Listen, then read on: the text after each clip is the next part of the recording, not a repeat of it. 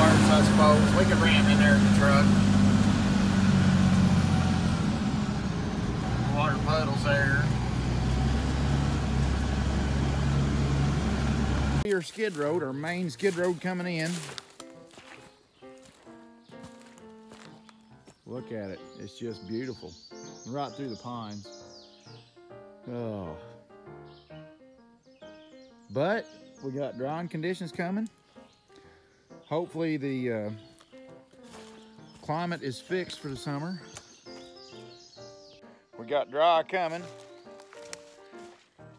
And it's getting late enough up in the year, I think the dry will be dry for the summer. So I think the weather pattern's finally changed, but I hate to get the cart ahead of the horse and decide that ahead of time until you see it happen. But I'm sure, pretty confident the weather's changed. There's what we got to haul. That's I consider myself a good one. Oh, look at this son of a bucking joint right here. Look at that. I hate AC. Was it a year ago or 2 years ago I worked on this thing? A year ago, and it's been feeble ever since. I don't know if I got the thread stripped out or what I got going on there, but I definitely got something going on. That's where she's leaking out. Great.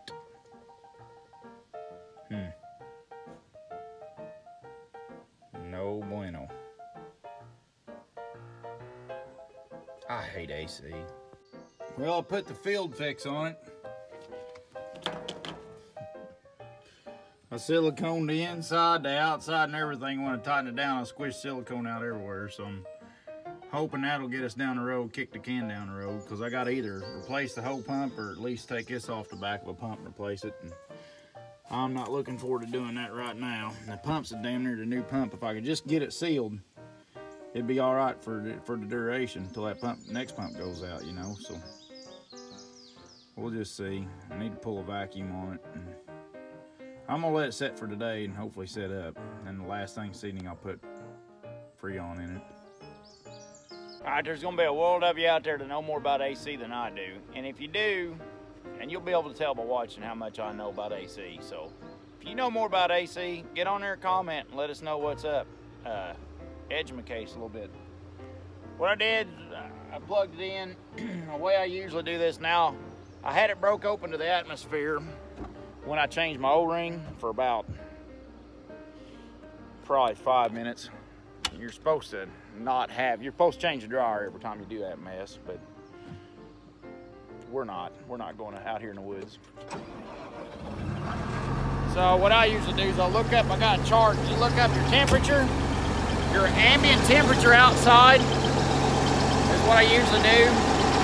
And then I install it, let it suck it in on the low side. And I read the chart, which it's 76 degrees out, and it said to take the low side up to 45 PSI. And it'll suck it in slow, and when it finally gets to cycling, you're getting close. You know, when it shuts off, the clutch kicks out and stuff, you know, you're getting close.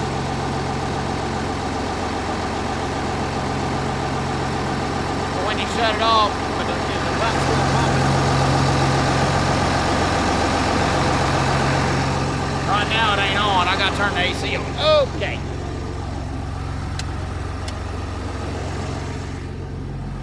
And it's gotta have a certain amount of AC on for before the low pressure switch will kick on. That's what I'm talking about. You kick in, driver. Oh yeah, she kicked on now.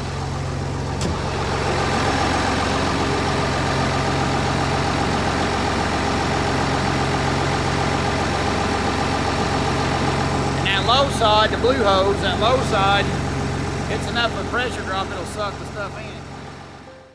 Somebody the other day told me to start simpling some of this stuff down so somebody could actually learn from it, maybe. I just assume people don't need to learn from me, but, you know, I feel like I'm that kind of guy. But anyway, so here I'm going to try to make this somewhat understandable. The way an air conditioner system works is you got a compressor out there on a car, an R134. You got an air compressor out there. It's making compressed air. That's the red side. See, and that's PSI. So the red side, so what it does is it compresses your air. and then it goes through a condenser outside by your, usually on your engine or fan setup or whatever, red dot, you know, fan setup. Or, anyways, then that condenses it, and then it goes to your evaporator, which is in your cab.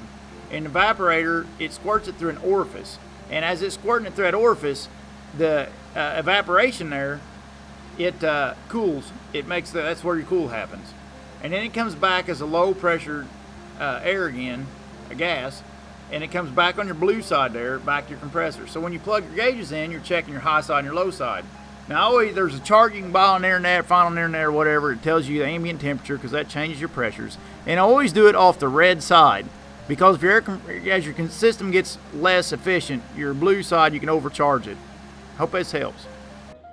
Well, I didn't get finishing it up. It finished up good. It's colder than a well digger's butt in there. And a well digger, ask a well digger, his butt's pretty cold usually. But I was gonna say a few things. First off, I'd like to, anybody that's up on the subject that knows a little bit about both, I'm getting ready to upgrade my phone. It's time. I'm running on 2 years, and this phone's went through Hades. I've been iPhone forever. Of course, Steve's been dead for what, 2 years? And I'm ready. I'm about to ship out on iPhone. I'm thinking about getting that Galaxy 10 Plus and switching to the Android system.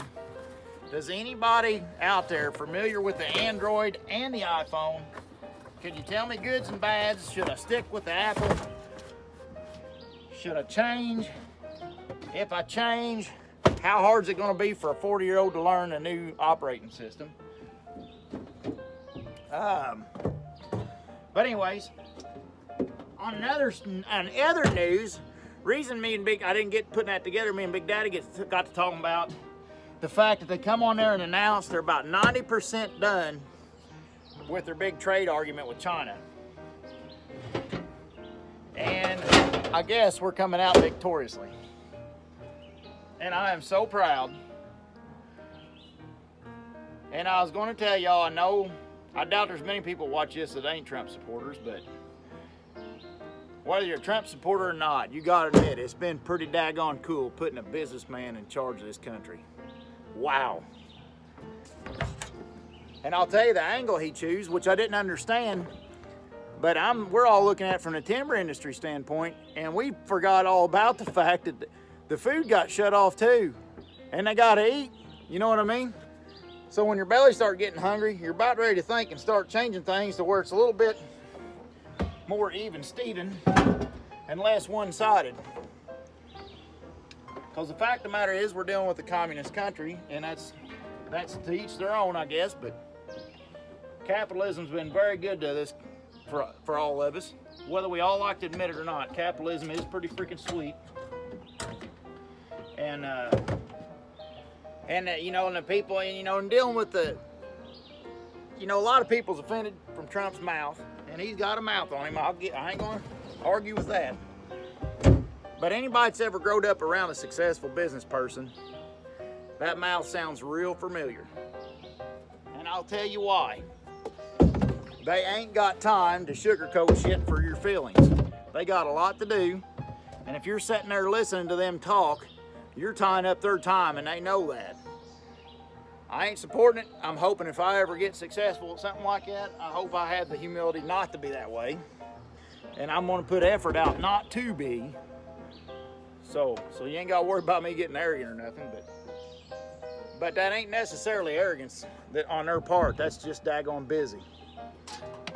And I promise you, I've got humility, and I've been around a few, not a lot, I shouldn't say that. I've been around a few successful business people that I really consider successful, and I am actually setting the bar pretty high on what I figure successful.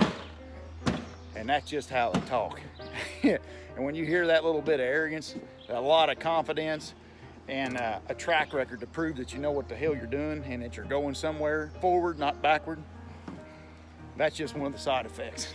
And to me, that ain't really a bad side effect. That's a good one. Because from where I come from, them side effects of that nature, it's good. You get my old man cranked up, he sounds like that. I mean, and him and Big Mama, And Big Mama can get that way, but she's got enough humility. Big Mama and Big Daddy, they work with us peons enough to where they don't get that way so much. We keep them, you know, more humbled down and more down to earth. But that ain't for the best of our interests, or their interests really, that they stay humbled down. But they got to communicate with us, and that's how they got to talk around us, so we all can look eye to eye to each other. But for them to humble themselves down, to suppress themselves down to get to talk to the rest of us, I don't like to see them like that. I don't like that. I don't like them when they're being arrogant either, but I don't like them suppressed, because they don't do their good, crafty, they don't come up with their problem solving. You have to have that confidence and that drive, if you got the talent Big Mama and Big Daddy got, to solve them problems for all of us.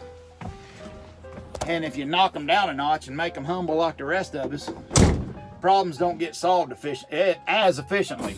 So the last thing, and the reason I'm telling you this is because in my opinion, the last thing you want your president, Donald Trump, to be is choked down and humble acting. That's the last thing you're going to want. Because I know this type of guy, and when he's charged up and he's cranked up and he's a spitting her out and he don't care about what y'all think, he's just doing his thing, he's going to solve some good problems for all of us. And that's the part I love about it. I'm sorry it sounds one-sided. If you're political and you're against him and stuff, I'm sorry for you, not for me. But go Trump. Trump train!